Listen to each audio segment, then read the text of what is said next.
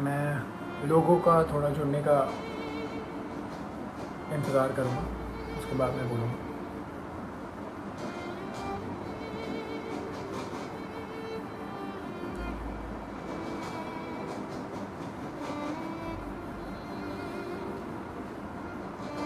जी, प्रणाम। मैं सार्थक रंजन, पप्पू यादव जी का पुत्र, और मैं नहीं चाहता था कि हमारी मुलाकात ऐसे हो, पर जैसे पापा कहते हैं कि समय और परिस्थिति के सामने किसी का बस नहीं चलता है, तो प्रणाम स्वीकार करिए मेरा। और मैं कल जो हुआ उसके बारे में बात करना चाह रहा हूँ। कल 2 घटनाएं हुई, एक जो बिल्कुल नहीं होनी चाहिए थी और दूसरी के बारे में सोच के सुकून मिलता है। कल हम सब ने मिलकर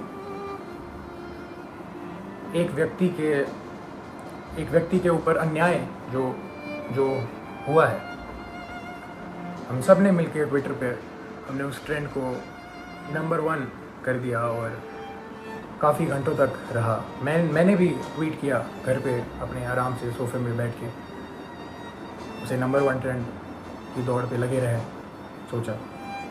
पर वो कल हुआ और कल चला गया है, और अब जब जेल जाने की बारी आई है तो मेरे पिता अकेले हैं। कल 9 बजे से लेके आज सुबह 3 बजे तक वो सिर्फ एक मुजरिम की तरह ट्रीट हुए हैं, और मैं जानना चाहता हूँ कि उनका जुर्म है क्या। हॉस्पिटल्स की जो हालत है बिहार में, उसकी सच्चाई दिखाना जुर्म है, या दवाइयाँ नहीं हैं तो जिनको ज़रूरत है उनको दवाइयाँ पहुँचाना जुर्म है, लोगों को खाना देना जुर्म है, या जो काला बाज़ारी चल रही है दवाइयों की उसको पेश करना जुर्म है। सबसे बड़ा जुर्म मेरे को ये लग रहा है कि एक नेता के घर पे जो छापा मार के उन्होंने आप लोगों के लिए जो एम्बुलेंसेस यूज़ होनी थी वो बस घर पे पड़ी हुई थी, और वो बस ये चाह रहे थे कि वो सारी एम्बुलेंस यूज़ हों आप लोगों के लिए। मुझे लग रहा है कि यही जुर्म उनका सबसे बड़ा रहा। अपना परिवार छोड़ के उन्होंने बिहार के हर एक परिवार के लिए काम करना सही समझा। हर एक परिवार की एक भी पुकार अनसुनी ना जाए, उनका बस यही मकसद है। शुरुआत से मैं हर रोज़ बात करता था उनसे, कल के पहले तक हर रोज़, और बस एक ही चीज़ पूछता था मैं उनसे कि क्या आपकी तबीयत ठीक है, क्योंकि मैं भी घर पे बैठ के आराम से आप लोगों की तरह बस देखता था कि वो उनकी वीडियोस कि कभी वो कोविड वार्ड में जा रहे हैं, पेशेंट्स के बीच में जा रहे हैं, मुर्दा घर जा रहे हैं, या भीड़ के बीच में खाना दे रहे हैं, या कोई माँ उनसे गले लग के अपने बेटी या बेटे के लिए रो रही हैं। तो मुझे भी यही लगता था, या तो कभी किसी मुर्दा के साइड में खड़े हैं मुर्दा घर जाके, तो वो देख के मेरे को बस यही लगता था कि दूसरी बॉडी मेरे पिता की भी हो सकती है इस महामारी के कारण। और हमेशा जब भी मैं उनसे पूछता था कि पापा मास्क पहन रहे हैं या आप सैनिटाइज़ कर रहे हैं या कुछ ध्यान रख रहे हैं, तो वो कहते थे कि मुझे कुछ नहीं हो सकता, क्योंकि मेरे साथ पूरा बिहार है, उनका स्नेह है, उनकी दुआ है। और वो आज अकेले बीरपुर में पूरी रात नहीं सोए हैं और अकेले हैं, और जहां उन्हें रखा गया है वो बिल्डिंग किसी भी वक्त टूटने के दम पे है। और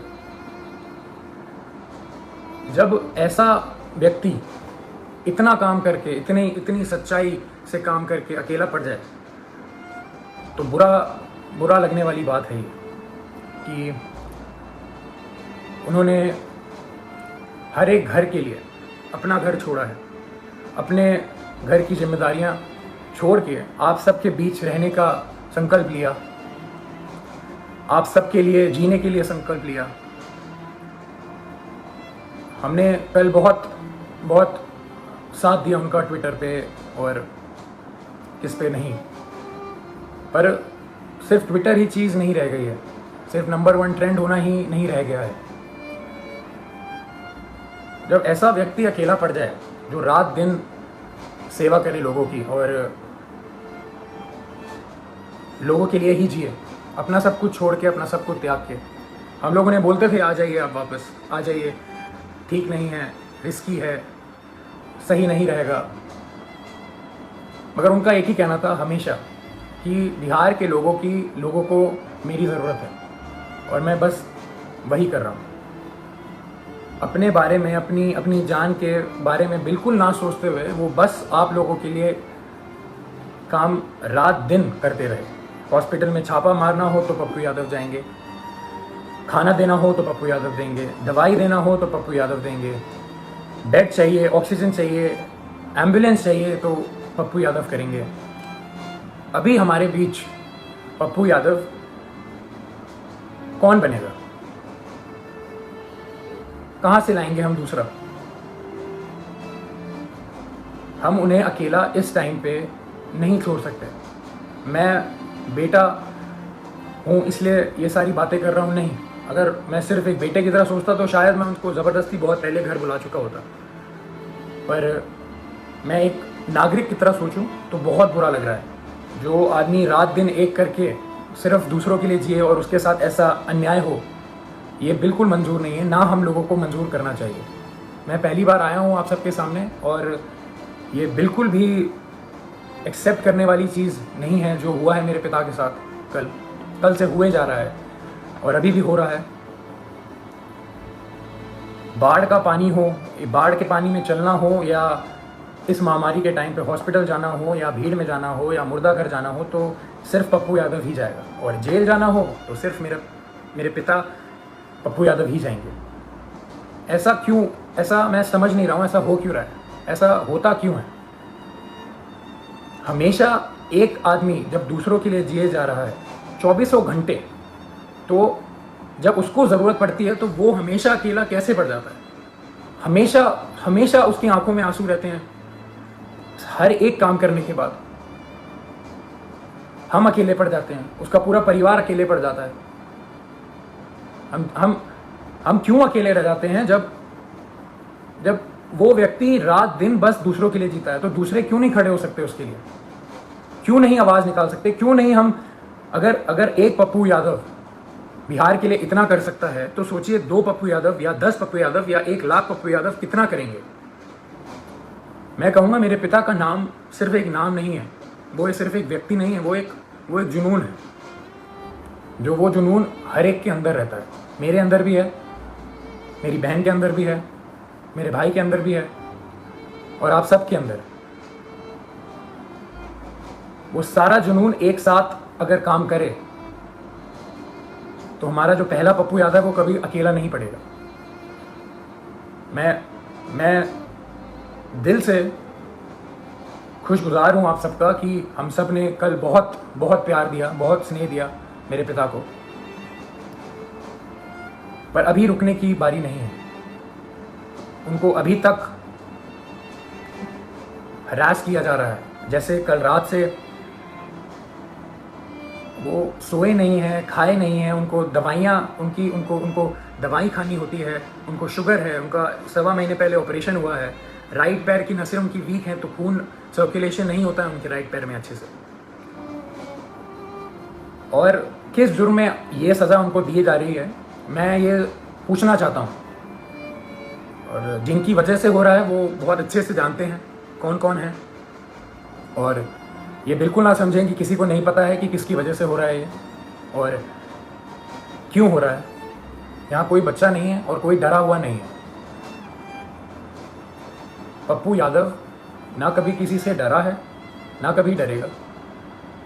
जब ये जुनून हर एक के अंदर है और हर एक बंदा, हर एक माँ, हर एक बेटी, हर एक भाई जब उसके पीछे खड़ा रहेगा और उसको पूरा विश्वास है कि हर एक बिहार का व्यक्ति उनके साथ है, तो वो कल साबित हुआ है। मैं बस ये कह रहा हूँ कि वो सिर्फ कल पे ही सीमित नहीं होना चाहिए, ये मुहिम चलती रहनी चाहिए। यही मेरे पिता का सबसे बड़ी जीत है। उनको पद से कोई लेना देना नहीं है। उनकी सबसे बड़ी जीत ही इसमें है कि उनके साथ सारे सच्चे लोग खड़े रहें, पूरा बिहार खड़े रहे, बिहार खुश रहे। उनकी सबसे बड़ी जीत यही है। तो जब हम सब में ये जुनून है तो हम सब मिलके इस मुहिम को, इस भ्रष्टाचार के खिलाफ जो हमने मुहिम छेड़ी है, जो ये भ्रष्टाचार मेरे पिता के खिलाफ हो रहा है, जिस जुर्म में जो कोई नहीं बता सकता, जो कोई बता ही नहीं सकता कि जुर्म है क्या, मैं चाहूँगा हम सब एक साथ मिलके इस भ्रष्टाचार के खिलाफ जो मुहिम मेरे पिता ने छेड़ी है, लाखों की कतार में हम एक सब मिलके इसके खिलाफ आवाज़ उठाएं और मेरे पिता को जो जीत हमेशा देखी है उन्होंने बिहार के लिए, वो रास्ता, वो राह, वो पथ पे हम सबको चलते रहना है। इसी में उनकी सबसे बड़ी खुशी और सबसे बड़ी जीत है।